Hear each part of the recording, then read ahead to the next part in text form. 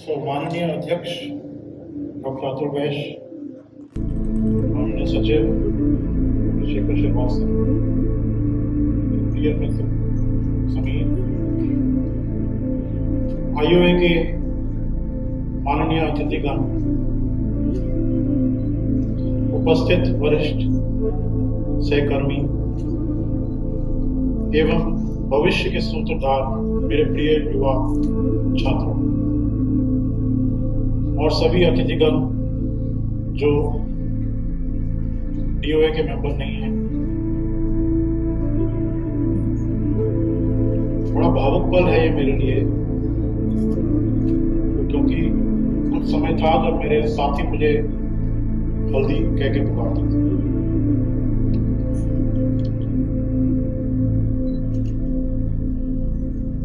भारतीय परंपरा ने हमें खुद गुरु शिष्य परंपरा प्रदान करी है और ये सौभाग्य मुझे बहुत ज्यादा रहा है और इसका जो लाभ हमें मिला है उसकी कोई सीमा नहीं। कबीरदास जी का एक दोहा बोलना चाहूंगा।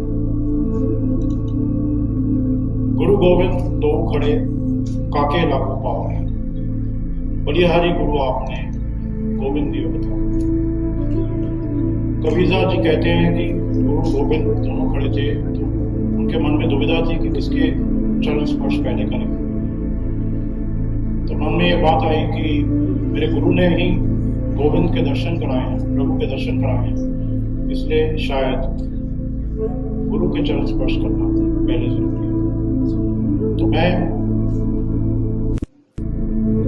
ये मौका ले रहा हूं अपने सभी गुरुजनों के चरण स्पर्श करने का, दंडवत प्रणाम करने का, उनको शुक्रिया करने का और उनको कहने का कि हमेशा मैं उनके चरणों में रहूंगा आगे ज्ञान प्राप्त करने।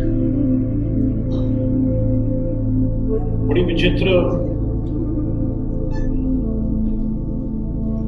बात है कि गुरु के अलावा हमें ज्ञान देने वाले सबसे पहले शायद हमारा परिवार होता है। मेरा सौभाग्य है मैं एक ऐसे परिवार में आया जिसमें मेरे माता पिता ने मुझे ये शिक्षा दी जो मुझे सही रास्ते पे लेके, और ये शिक्षा हम सबको मिलती है। हर परिवार, हर माता पिता सूर्य की किरण की तरह अपने बच्चों के ऊपर ज्ञान देता है और बच्चा अपनी पहले कदम वहीं से सीखता है, शुरू करता है। तो नमन करता हूँ मैं अपने माता पिता को, खासकर अपनी माता को, जिन्होंने मुझमें वो सब गुण डाले जो शायद उनको चाहिए थे।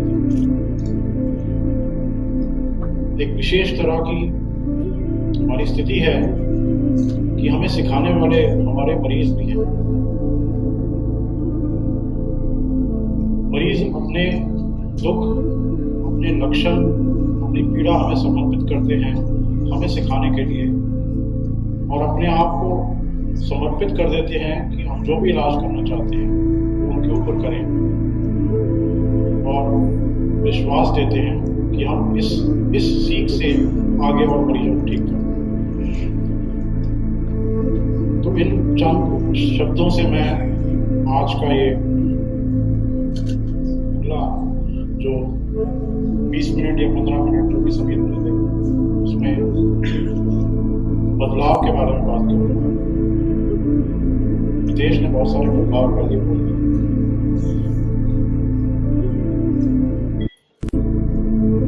So from 7 friends to 77 pages, ये मेरा लिखा हुआ नहीं है, ये एक हमारे सीनियर फाउंडर मेंबर डीओए के, उन्होंने एक व्हाट्सएप ग्रुप में कुछ दिन पहले लिखा था।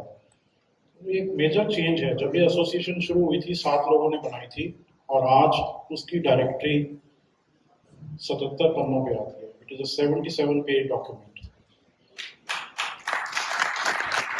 हमारा सौभाग्य है कि उनमें से फाउंडर मेंबर्स हमारे साथ हैं। डॉक्टर गोयल ने आज ही मुझे लंच टाइम में बताया कि ये एसोसिएशन 1000 रुपए से शुरू हुई थी। 5 लोगों ने, कुछ ने 200 और कुछ ने 100 रुपए दिए थे ₹1000 का कंट्रीब्यूशन शुरू किया था और ये एसोसिएशन शुरू की थी, और मैंने कहा था शायद आज जिस प्लेट में हम लंच कर रहे हैं वो एक प्लेट ₹2000 की है. So a major change, we have seen a sea of change from when this association started.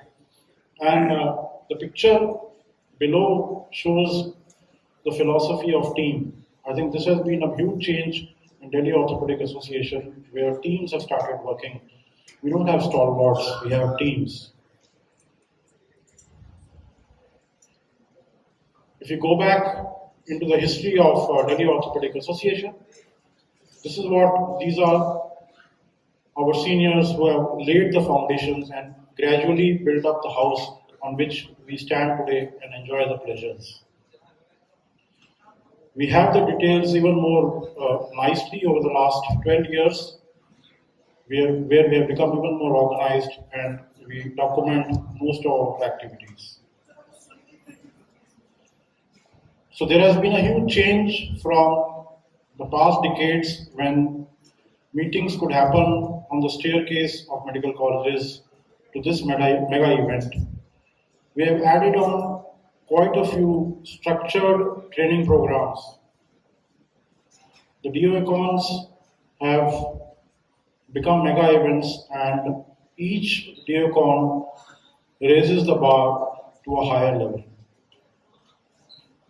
Delhi Orthopedics is very well organized as far as the office is concerned. We were one of the first in the country to develop a website, have a constant email which is running for years now. We did go beyond orthopedics. When there were issues beyond orthopedics where the doctors were under threat, last year, same day, the resident doctors of this city were on strike, and the Delhi Orthopedic Association resolved the same day and gave a very strong letter of support to them, passing it in the GBM. Also, when there was a media trial over an orthopedic surgeon, this letter was forwarded to the IOA, and IOA also validated it. Probably today again we are going through a difficult phase of faith, specifically on the implant use, which the medical colleges are facing. So many new DOA events have come. We've gone through a very difficult phase, and we've lost our friends and families, few of us, and they will always remain our thoughts.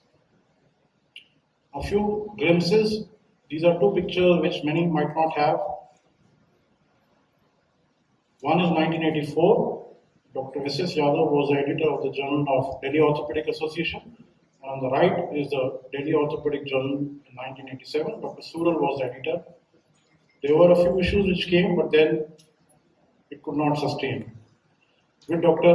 Anil Arora's effort in 2004, it again got restarted as Delhi Journal of Orthopedics, in which he used to go to the printing press, sit there from morning to evening, correct the proofs, and that is how the whole story started. And then came the Journal of Clinical Orthopedics of Trauma. The smart use of this title was made because this doesn't look like a Delhi journal then. It looks like any international journal, and that is what it is today. It went through various phases of evolution of design, and finally we settled with this cover page, which is also actually the official tie of DOA, which you saw in the first slide, and quite a few of us are wearing it today. It's an orange background with some blur dots, which are actually lamps, which are shedding knowledge and trying to take away misbeliefs from us.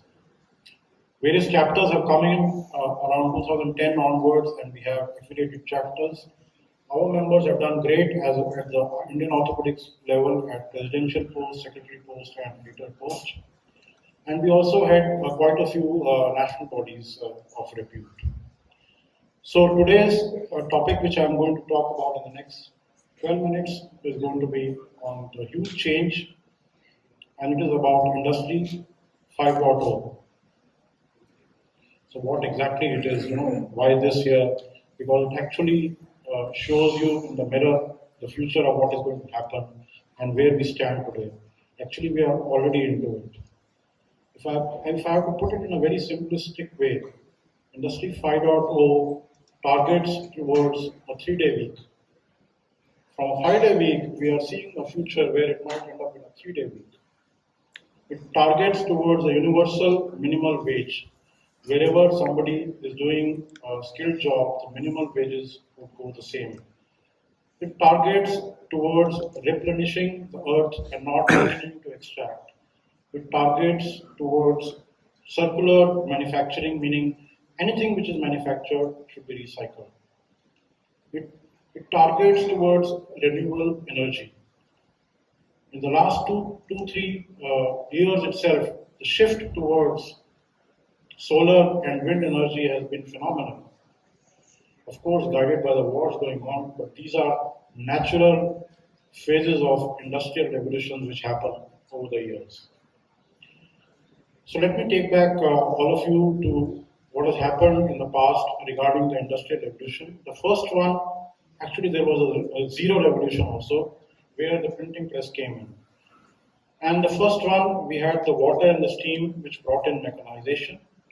And the second one, we had mass production assembly lines, where the Ford car created multiple Ford cars. Then we came into robotics, automation, and computers. And then was the big boom. The digital transformation, which was the fourth industrial phase.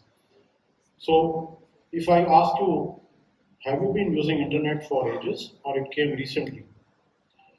Actually, it was not there when I completed my MBBS, and probably it was not there when producer completed his tenure at UCMS. So the internet for a common person is just 26 years old. And it is almost a part of our body, and we don't live without using it.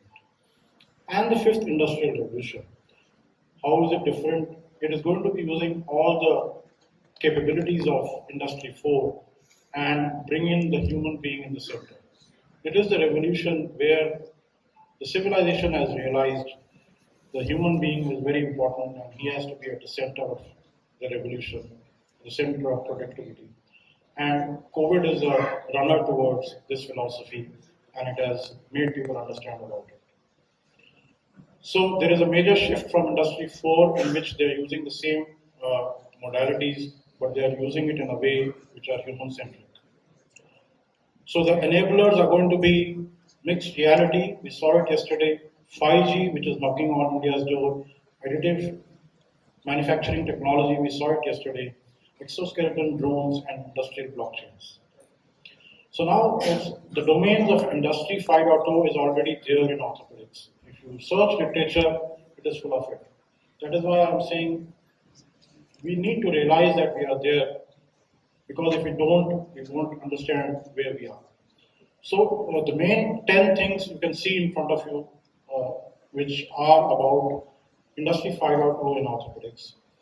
And it is about personalization, advanced automation, 4D scanning, 4D bioprinting, holographic and motion analysis, Internet of Things, networks, cobots, computer-aided designs, additive and smart manufacturing, biobanking. I can tell you there are hundreds of examples out of these domains which look complicated terms which each one of us is already using. Using the Ola and Uber is the commonest example to that.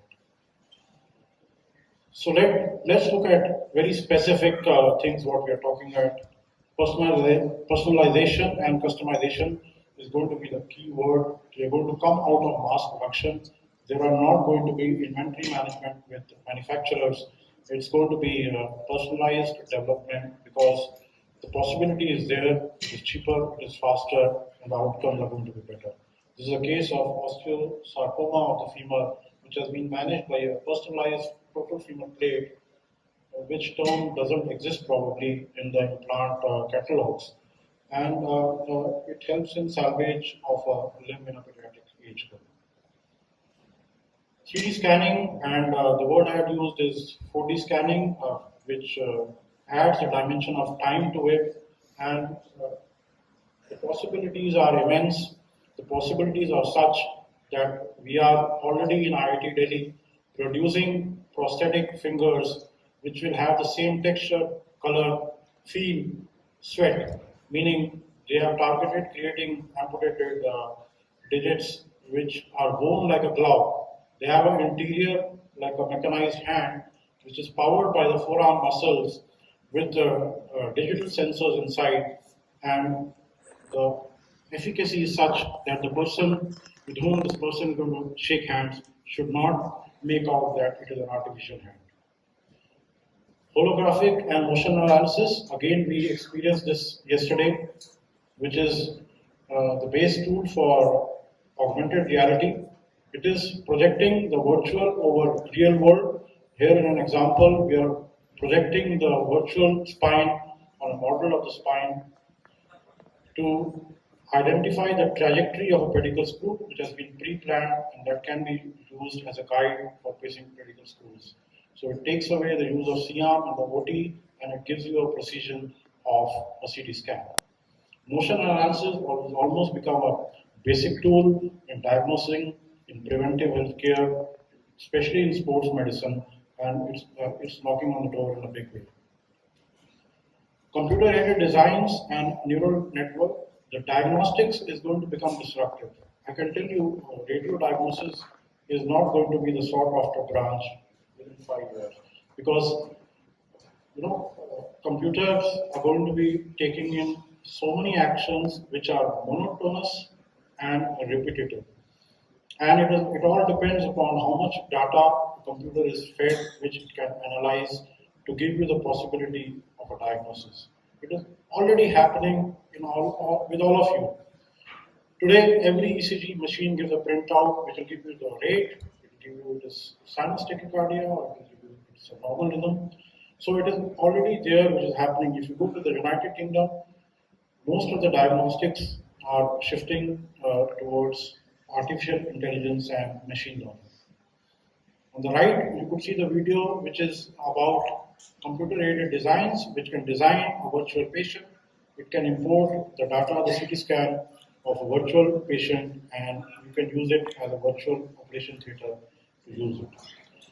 Manufacturing is going to become mind-boggling. It's all changing. You can see this circle which talks about medical device technology roadmap to 2030. The thing which is changing is the changes are happening too fast. So we've already entered probably the 10-year circle, which you can see, which talks about biostats, which are very thin, band-aid type of things which are put on your body, and they would transmit huge amount of data of what is going on in your body through Bluetooth or any other remote access. Additive manufacturing is going to make trabecular metal of DEXA-scan -1, DEXA-scan -2. You can have a customized bone. The modulus of elasticity of the cup is going to be the same as the patient. So I will be finishing with this last example,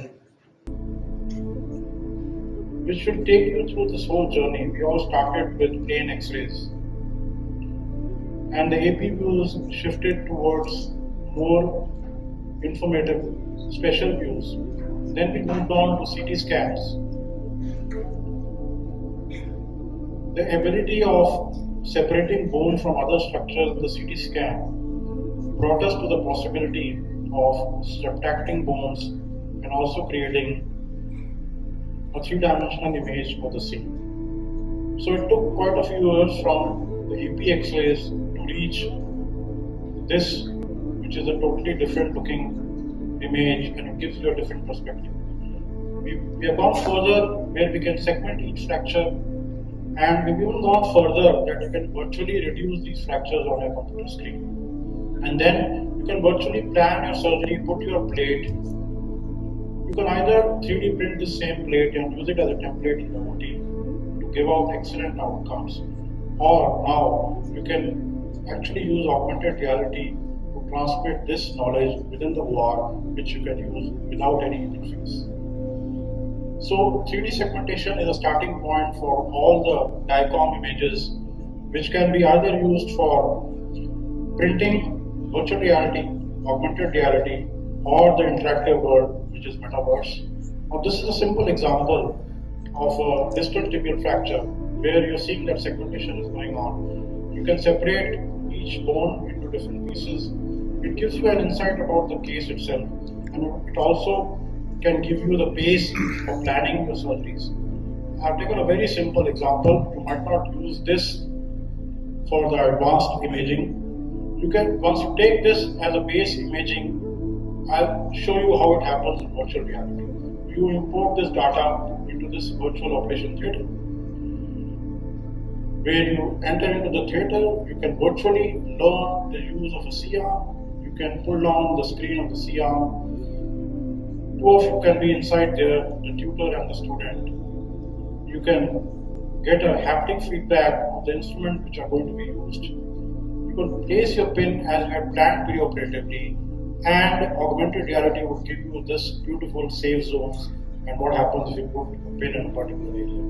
You can check your reductions with a C-arm. You can also have a virtual robot. So the robot training can also happen virtually without any investment, and the same pin can be introduced into the bone using the robot. All this is happening with the base CT scan image of the patient which you saw just before this. You can do your reduction maneuvers. They would be transmitted on a virtual X-ray panel which you can see very nicely. And the next step, augmented reality, where you project virtual images in thin air. This happened in Star Trek serial many years ago when we thought that it's like magic. Now it is being done in our country, in our city, in my department for some years now.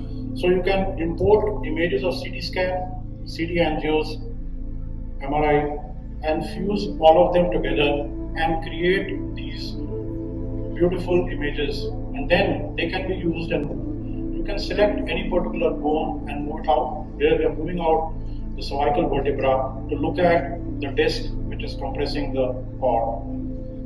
And you can see on the background the room is visible, so it is happening in the thin air. So the same projection can be used intraoperatively during surgery to understand where what structures are. You can further go ahead and plan your surgery and see if you approach it in a particular way or what could be the possibility. Dimensions are really not an issue at all, and getting a specific sort of a solution for that particular dimension of the patient is now a reality.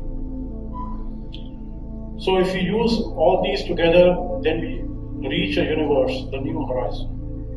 In healthcare, where surgical teams can learn new procedures without having to be physically in the same operating room. You might not have to go for a Ranavat fellowship to observe Ranavat sir, his OT. You can interact with him if he allows through this metaverse area, which is a platform which is opening up an amazing new universe which nobody is the owner of right now.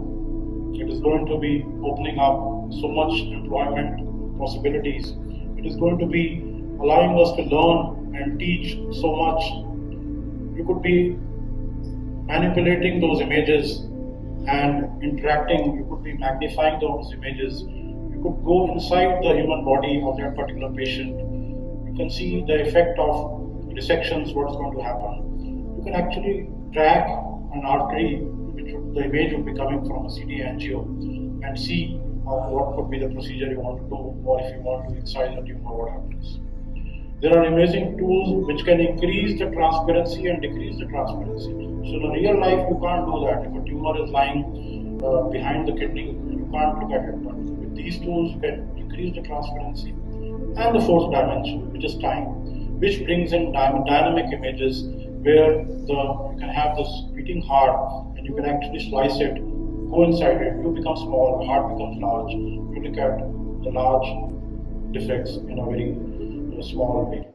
So the possibilities are immense, and it's actually going to change the world upside down. So a green, socially sustainable global golden age is technologically possible.